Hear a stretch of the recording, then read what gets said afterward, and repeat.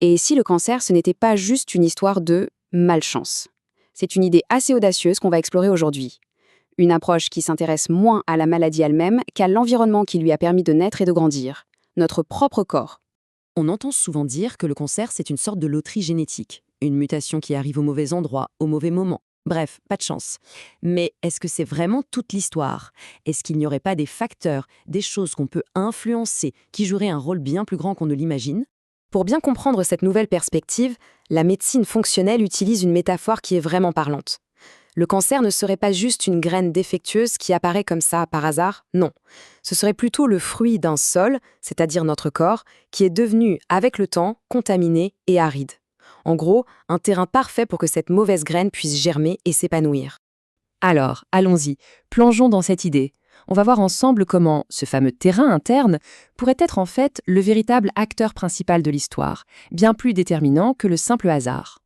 Et là, on voit tout de suite la différence fondamentale.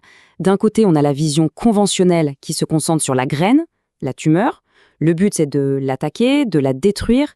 Et de l'autre, on a la vision fonctionnelle qui, elle, s'intéresse au sol et qui pose une question, mais alors une question cruciale. Pourquoi cet environnement est-il devenu un endroit où une tumeur peut se développer en premier lieu?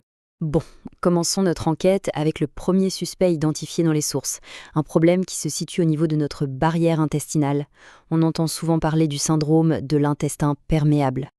Alors, un intestin perméable, qu'est-ce que ça veut dire concrètement? En fait, c'est assez simple à visualiser. Il faut imaginer la paroi de notre intestin comme un mur de briques avec des joints de ciment parfaits. En temps normal, rien ne passe à travers, c'est étanche. Mais quand l'intestin devient perméable, c'est comme si le ciment entre les briques s'effritait. Ça crée des fissures et par ces fissures, des toxines s'échappent de l'intestin pour aller directement dans notre circulation sanguine. Et l'une des toxines les plus connues qui s'infiltre, c'est ce qu'on appelle le LPS. C'est un bout de la paroi de certaines bactéries intestinales. Une fois qu'il est dans le sang, le corps le voit comme un ennemi, un envahisseur, et là c'est l'alerte générale, le système immunitaire se déchaîne et ça crée une inflammation dans tout le corps. La conséquence, c'est une véritable réaction en chaîne. La barrière intestinale est percée, les toxines comme le LPS s'infiltrent massivement et le corps, lui, se met en état d'alerte permanent. C'est ce qu'on appelle l'inflammation chronique de bas grade. Et cette inflammation, eh bien, c'est littéralement de l'engrais pour les cellules cancéreuses. Ça leur crée un terrain de jeu, un sol parfaitement fertile pour qu'elles puissent grandir. Et attention, ce n'est pas juste une hypothèse en l'air. Des recherches de pointe, publiées dans des revues scientifiques majeures comme Cancer Cell et Nature, ont carrément validé ce mécanisme. L'une d'elles a même montré que ces toxines intestinales activent une voie très spécifique, la voie TLR4, qui agit comme un véritable interrupteur pour la promotion du cancer du foie. Ce n'est donc pas une simple corrélation, c'est un mécanisme biologique qui est maintenant bien documenté. Passons maintenant à notre deuxième suspect. Un problème qui se situe à un niveau encore plus fondamental, encore plus intime. On parle de déshydratation cellulaire. C'est une véritable crise au cœur même de nos cellules. Alors, attention, quand on parle de déshydratation cellulaire, il ne s'agit pas juste d'avoir soif et de devoir boire un verre d'eau. Le problème, il est bien plus profond que ça. C'est la membrane de la cellule, son enveloppe, qui est endommagée. Du coup, elle devient incapable de garder son équilibre vital en eau et en minéraux. Imaginez un pneu crevé. On peut bien essayer de le regonfler, l'air s'échappera toujours. Et bien là, c'est pareil. Ce dysfonctionnement profond, ça déclenche un phénomène très connu en cancérologie, l'effet Warburg.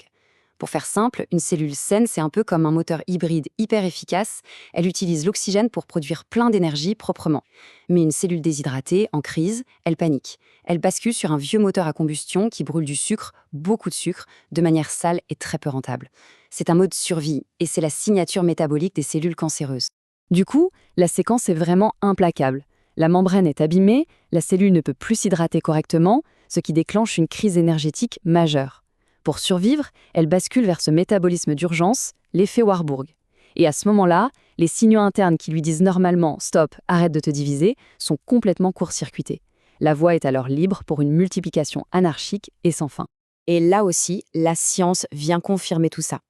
Des recherches fondamentales ont montré que l'hydratation, ce n'est pas un détail, c'est un régulateur clé qui peut littéralement allumer ou éteindre les signaux de croissance et de mort de la cellule. Et encore plus concret, une étude parue dans Cancer Research a montré que la composition de la membrane cellulaire, qui est directement liée à sa capacité à s'hydrater, a un impact direct sur l'agressivité des cellules cancéreuses. Bon, on a examiné nos deux coupables. D'un côté, l'inflammation, qui est nourrie par un intestin perméable, et de l'autre, la crise énergétique causée par la déshydratation cellulaire. Alors, quel est le verdict de toute cette enquête? La philosophie derrière toute cette approche est aussi simple que puissante. Le cancer s'arrête quand on change le terrain. L'objectif n'est plus seulement de s'acharner sur la graine, mais bien de transformer le sol pour qu'il redevienne un environnement inhospitalier, un environnement hostile au développement du cancer. Alors, comment on fait pour changer ce terrain? Eh bien, la stratégie se dessine en deux axes très clairs. D'un côté, pour couper le carburant inflammatoire, il faut reconstruire cette fameuse barrière intestinale. Et de l'autre, pour résoudre la crise énergétique au cœur des cellules, il faut restaurer l'intégrité de leur membrane pour qu'elles puissent à nouveau s'hydrater et utiliser l'oxygène correctement. Et tout ça, ça nous laisse avec une question essentielle, une invitation à voir notre santé d'une manière complètement différente. Au lieu de simplement se demander si on aura de la chance, la vraie question est peut-être que fait-on chaque jour pour cultiver, pour entretenir la santé de notre propre terrain intérieur.